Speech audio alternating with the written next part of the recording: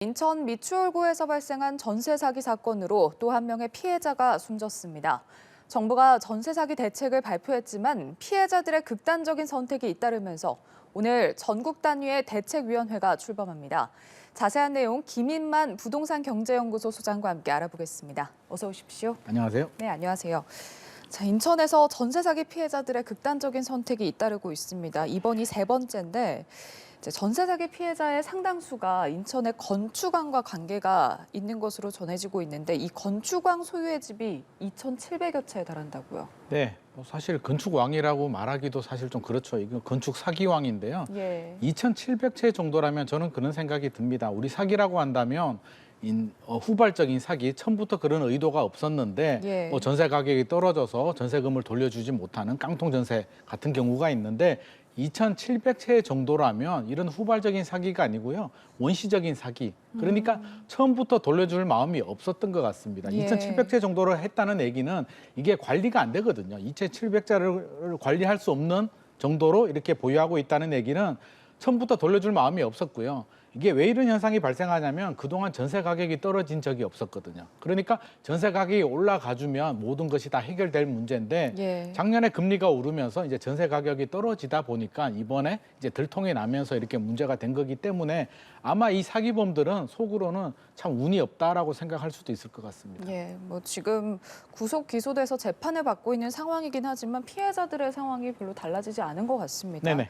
지난 2달 사이에 벌써 3명이 숨진 건데 이번에 숨진 피해자분도 일단 21년에 9천만 원의 전세를 다시 재계약을 해서 최우선 변제금을 보장받을 수 없어서 한 푼도 돌려받지 못했다 이렇게 지금 전해지고 있거든요. 네네. 이게 이제 최우선 변제금이라는 제도가 있는데요. 예. 최우선 변제금이라고 한다면 우리가 이제 선순위, 나보다 앞서서 이제 은행에서 이제 대출을 받으면 근저당을 잡는데 최우선 변제는 이 은행 근저당보다 내가 후순위지만 먼저 우선해서 최소한의 돈을 돌려주는 제도입니다. 예. 근데 이걸 다 돌려주면 괜찮은데 조건이 있어요. 서울시 같은 경우는 현재 1억 6,500만 원 이하의 5,500만 원까지 변제를 해주고요. 예. 광역시죠. 인천시 같은 경우는 8,500만 원 이하의 2,800만 원까지 변제를 해주는데 이게 또 문제가 뭐냐면 참 법이 참 어렵기는 한데요. 이게 임대차 계약을 한 시점이 아니고요. 예. 선순위 근저당을 잡은 시점입니다. 그러니까 이분이 계약을 한 시점에 이전에는 인천광역시 같은 경우는 지금은 8,500만 원인데 예. 이전에는 7천만 원이었거든요. 기준이. 그러니까 근저당 잡은 시점에서 적용을 하다 보니까 7천만 원이 적용이 되니까 이분은 예. 보호 대상이 안 되는 겁니다. 그러니까 최소한의 그 2,800만 원도 보장받지 못하니까 이분은 굉장히 좀 좌절을 했던 것 같습니다. 예.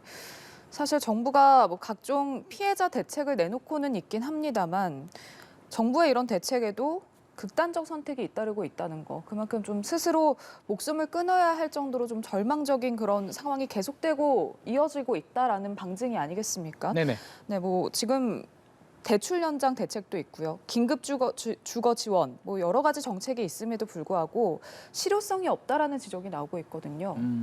저도 그렇게 생각을 하는데요. 예. 실효성이 극단적으로 제가 말씀을 드리면 실효성이 전혀 없다라는 말씀 드리고 전혀 싶습니다. 없다고요. 왜냐하면 예. 임시 거주처를 준다고 해서 그게 영구 임대가도 아니고요. 내가 월 사용료를 내야 되는데 지금 사기를 당해서 전 재산이 없는 분한테 월 몇십만 원을 내라는 부분도 말해야 되지 않고요. 예. 왜 이분들이 극단적 선택을 하냐면 저는 네 가지로 이제 생각을 할 수가 있는데 내 전 재산인 전세 사기를 당했다라는 충격을 굉장히 많이 받을 것 같고요. 예. 두 번째는 내 전 재산이잖아요. 내 전 재산을 잃어버렸다는 허망함, 허탈감이 있고요. 세 번째, 여러 가지 노력을 했을 겁니다. 소송도 하고 여러 가지 노력을 했는데 법이 해결해 주지 못한다는 좌절감도 느꼈을 거고요. 마지막으로는 사기범들은 당당하게 잘 살더라 라는 예. 부분, 이 원통함을 해결하지 못했기 때문에 아마 극단적인 선택을 한 것 같은데 이런 사례들이 지금 굉장히 많고요. 예. 앞으로도 더 많이 발생할 수도 있기 때문에 그냥 탁상행정 앉아서 대출 연장해주고 임시 거주처 마련해주고 이런 문제로 해결되지는 않는다. 하루빨리 이게 시간이 지날수록 점점점 더 힘들어지거든요. 그러니까 예. 하루빨리 이게 해결책을 좀 찾아야 될 것 같습니다. 네, 통상 깡통 전세 사기 피해자들은 이제 전세금을 뺀 경매가를 좀 울며 겨자 먹기식으로 이제 집을 떠안게 되는데 이번 경우는 좀 사정이 다르다고 들었거든요. 어떤 점이 다른 건가요? 이게 일반적으로 우리가 깡통 전세라고 한다면 예. 이제 집에 전세 계약을 할 때 뭐 대출이 있는지 다 확인을 하거든요. 그래서 예. 내가 1순위일 때, 선순위일 때 들어갑니다. 일반적인 경우는. 근데 집주인이 전세금을 돌려주지 못해서 이제 경매로 넘어가게 되면 내가 이제 경매 낙찰 받을 수가 있는데 낙찰 예. 받게 되면 내 전세금을 뺀 금액만큼만 내면 내 집이 되거든요.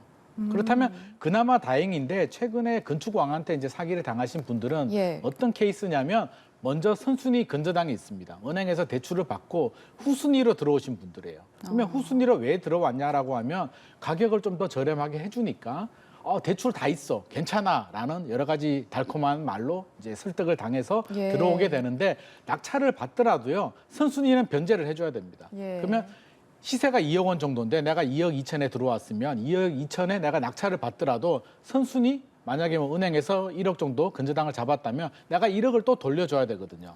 전 재산을 다 날리고 돈이 없는데 선순위를 변제할 돈도 없는 거죠. 그러니까 예. 이게 사실은 낙찰 받아서 될 문제도 아니고요. 낙찰 받을 수도 없고요. 돈도 없고요. 최악의 상황 이런 걸 알아보다가 답이 없으니까 극단적인 선택을 한 것 같습니다. 1순위 근저당까지 해결을 이제 떠안아야 하는 떠안아야 그런 되는 부담도 거죠. 안게 되는 건데. 네, 해결할 수가 없는 거죠. 예. 네. 이런 지금 피해자들의 상황이 알려졌음에도 불구하고 이 쏟아지는 경매 물건을 사들이는 경매꾼들도 늘고 있다고 들었습니다. 정말 피해자들 두 번 울리는 게 아닐까 싶은데. 네네. 네.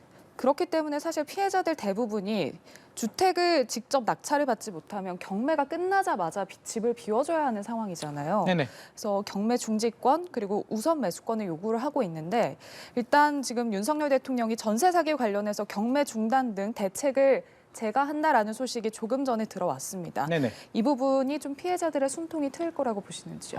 이게 근본적인 해결책이 되기는 좀 어려울 것 같고요. 왜냐하면 지금 워낙 이제 사태가 급박하다 보니까 예. 경매 중지를 한다라고 하는데 우리 법적인 절차가 있거든요. 경매를 넘기는 분들 물론 은행이 될 수도 있고요, 개인이 될 수도 있는데 예. 그분도 자기 돈을 받기 위해서 이제 경매를 넘기는 건데 세입자를 구하기 위해서 경매를 일시 중지시킨다는 얘기는 다른 누군가는 또 다른 피해를 볼 수밖에 없는 상황이고 이게 또 경매꾼들이 경매를 낙찰받게 되면 명도 그러니까 예. 내보내 나가라고 할 수도 있고요. 나가라고 하지 않으면 오히려 전세금을 더 올려달라고 또 요구하는 경우들도 있기 때문에 우선 매수권을 요구하는데 예. 단순히 우선 매수권만 있어서는 되지는 않을 것 같고요. 제 생각에는 이분들이 지금 돈이 없단 말입니다. 그리고 선순위 변제를 해줘야 되기 때문에 정부에서는 이렇게 변제해줘야 되는 돈, 필요한 돈에 대해서는 저리 무이자 대출을 한 10년 정도 해주든지 해서 어떻게든 빨리 해결을 해줘야 될 것 같고요. 예. 이게 결국에는 정신적으로 굉장히 못 견뎌서 극단적인 선택을 하는데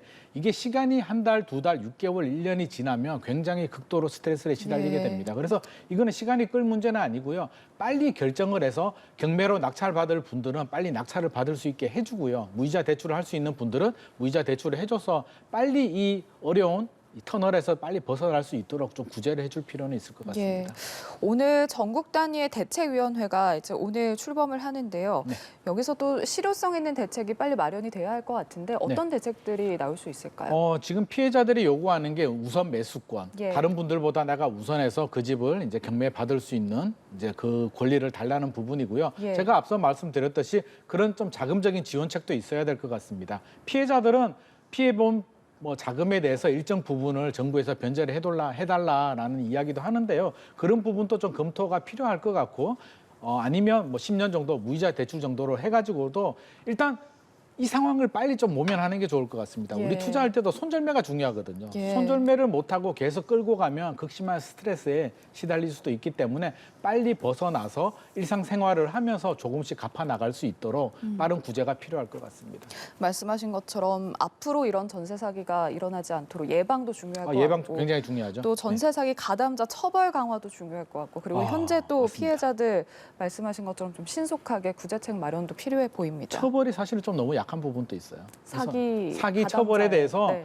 이분들은 그렇게 생각을 하거든요. 이게 사기 범죄에 걸려들 확률이 굉장히 낮고요. 예. 걸리더라도 그냥 몇 년 살다 나오면 되지, 몇백억 하지 이런 마음을 품고 있기 때문에 저는 예. 굉장히 높은 형량이 필요할 것 같고 계약 단계에서도 이런 걸 미리 걸러낼 수 있도록 공인중개사가 확인하든지 어떤 시스템을 갖춰서 임대인 집주인이 주택을 몇 채 가지고 있는지, 예. 세금 체납이 있는지, 은행 대출을 얼마나 받았는지 부분은 반드시 확인을 하고 계약이 진행될 수 있도록 시스템 보완도 필요할 것 같습니다. 예, 알겠습니다.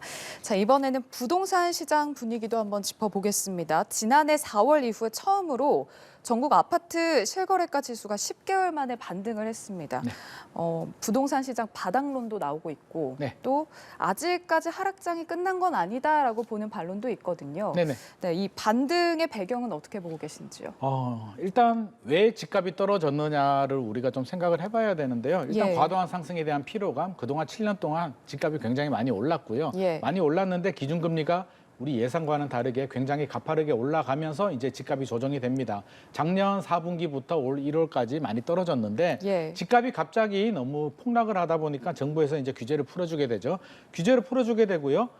또 공시가격도 좀 떨어집니다. 세금 부담도 굉장히 낮아지게 되고요. 예. 금리도 이제 동결 분위기로 가고 있죠. 더 이상 금리가 오르지 않는다라는 안도감에 급매물이 좀 소화가 돼요.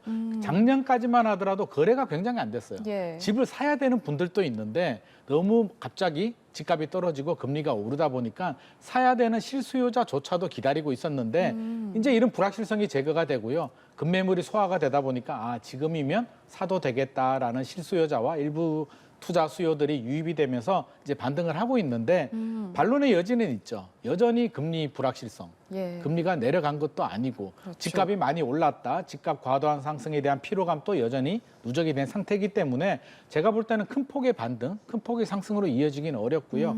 당분간은 이렇게 줄다리기, 올랐다 내렸다 줄다리기가 계속 반복이 될 가능성이 높고 예. 가장 중요한 건 이제 금리가 될 것 같습니다. 예, 금리가 어떻게 이제 바뀌느냐에 따라서 부동산 시장 분위기도 많이 변할 것 같은데 네네.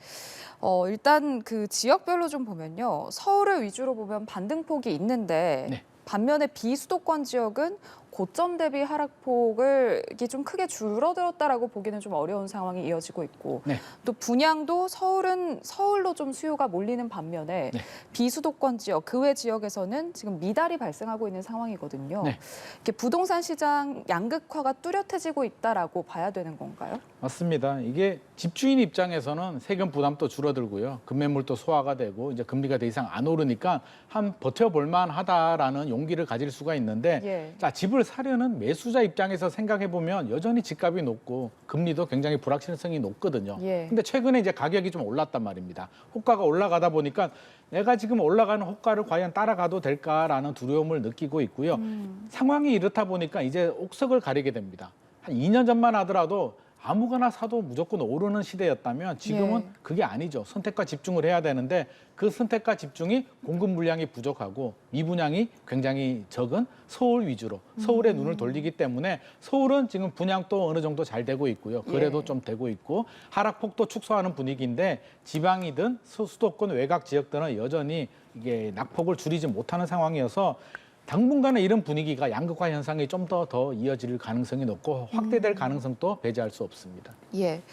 실거래가가 10개월 만에 반등을 하면서 또 주목이 되는 점이 정부가 공식 통계로 삼는 월간 주택가격 지수 계속해서 하락세를 보여왔거든요. 네네. 근데 이 월간 주택가격 지수가 과연 상승세로 돌아서게 된다면 상승세로 반전이 된다면 그 시기는 어느 정도가 될 건지도 좀 관심사인데 어떻게 전망하고 계세요? 이게 단기간에 상승으로 전환되기는 좀 어려울 것 같고요. 예. 뭐 서울이라도 최근에 일부 지역들은 이제 상승으로 전환은 됐지만 서울 전체를 보면 전국 전체를 보면 여전히 힘들고요. 서울 예. 전체를 보더라도 아직 상승으로 전환되기는 어려운데 변수가 있다면 지금 금리가 2번 연속 동결이 됐고요. 예. 조금 더 몇 개월 정도 더 동결이 될 가능성이 높다라고 우리가 예상을 하는데 예상과 다르게 만약에 금리가 인하로 돌아서게 된다면 기대감이 높아지면서 투자 수요가 좀 많이 유입이 되고 이런 상승으로 전환될 가능성이 있습니다. 그래서 결국에는 금리에 달려 있고요. 금리가 계속 동결이 된다면 당분간은 이렇게 보합세를 유지할 가능성이 높을 것 같습니다. 예. 또 서울도 지역별로 좀 상황이 다르다 보니까 그렇게 말씀을 해주셨는데 그렇다면 그 좀 과거의 그 경향성에 비춰봤을 때 네. 부동산 시장의 앞으로의 전망은 어떻게 보고 계신지요? 과거가 굉장히 중요하죠. 우리가 예. 미래는 신의 영역이고요. 이제 과거가 중요한데 과거는 저는 미래를 보는 거울이라고 생각을 하거든요. 예. 그러면 저는 2009년 우리 글로벌 금융위기 때하고 지금하고 굉장히 좀 유사하다는 생각을 지울 수가 없는데요. 그때 상황을 좀 거슬러 올라가 보면 예. 2007년도에도 가격이 올랐습니다. 가격은 예. 오르는데 2007년부터 거래량은 꺾였거든요. 거래량은 줄어드는데 가격은 오르다가 예. 2009년도 글로벌 금융위기가 생기면서 집값은 조정이 되고요. 다시 반등을 했지만 대세 예. 상승은 아니고 2012년까지 등락을 거듭하면서 가다가 한 번 더 2차 하락이 있고 다시 거래량이 늘어나면서 상승으로 갔는데 이번 또 2020년, 2021년 코로나 팬데믹 시절에 집값은 올랐는데요. 거래량은 줄어들었어요. 그러니까 거래량은 줄어들고 집값은 오르다가 예. 예전에는 글로벌 금융위기였고요. 이번에는 기준금리 인상으로 집값이 한번 조정이 되고 이제 회복이 되고 있는데 이게 회복이 아니고요. 등락을 거듭하면서 저는 2, 3년 정도 지속이 되다가 예. 한 번은 집주인들이 좀 패닉셀이라고 하죠. 집주인들이 흔들리면서 매물을 내놓고 거래량이 늘어나면서 그 시점이 지나가야만 다시 대세 상승이 가능할 것 같습니다. 당장은 이렇게 상승으로 전환되기는 좀 어려울 것 같습니다. 아직까지 회복이라고 단정 짓기는 좀 어렵다 맞습니다. 이렇게 말씀을 해주셨습니다. 알겠습니다. 김인만 부동산경제연구소 소장과 부동산 이슈들 짚어봤습니다. 고맙습니다.